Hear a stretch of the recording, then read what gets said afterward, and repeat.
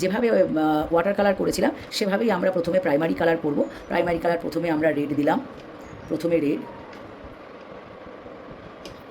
তারপরে দিলাম ইয়েলো,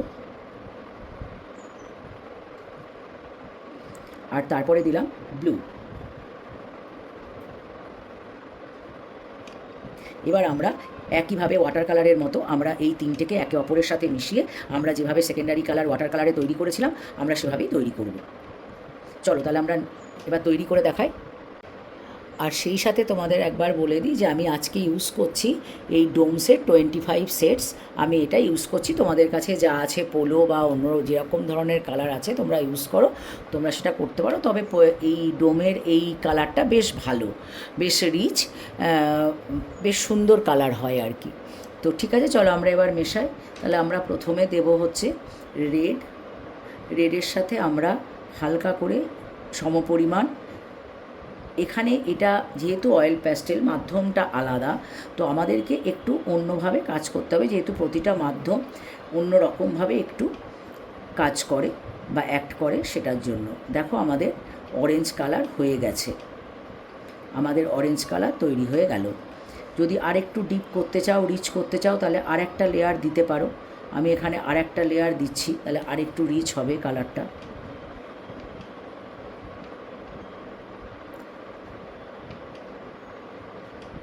দেখো আমাদের অরেঞ্জ হয়ে গেল। আমরা এইভাবে কালার মিশিয়ে আমরা অরেঞ্জ শান করতে পারি, অরেঞ্জ এরকম নানান রকমের আমরা অবজেক্ট তৈরি করতে পারি। কালার মিশিয়ে তৈরি করে ড্রয়িং করলে কি হয় না, সেই কালার অনেক বেশি, সেই ড্রয়িং অনেক বেশি ডেপথ পায় এবং অনেক বেশি সুন্দর দেখতে হয়, অনেক বেশি রিচ হয় কালার, অনেক বেশি ডেপথ আসে। এবার আমরা নেক্সট দেখব ইয়েলো আর ব্লু মিশিয়ে আমরা যেভাবে ওয়াটার কালারে তৈরি করেছিলাম গ্রিন, আমরা এবার সেভাবে গ্রিন তৈরি করব। প্রথমে আমি দিলাম ইয়েলো, এবার দেব ব্লু, দেখো গ্রিন তৈরি হয়ে যাবে। দেখো আমাদের গ্রিন কালার হয়ে গেল। দেখো আমাদের সেমভাবে ওয়াটার কালারে যেমন আমাদের গ্রিন হয়েছিল, এখানেও দেখো আমাদের সেইভাবে গ্রিন হয়ে গেল। এবার আমরা নেক্সট যাব পার্পেলে। এবার পার্পেল আমরা করব রেডের সাথে, আমরা করব রেডের সাথে ব্লু। তো আমরা সেমভাবে এখানে রেড দিলাম, রেডের সাথে আমরা এখানে ব্লু দেব।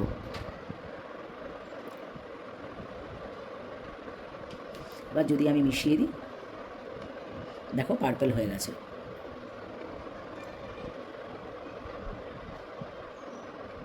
দেখো আমাদের পার্পেল কালার হয়ে গেছে।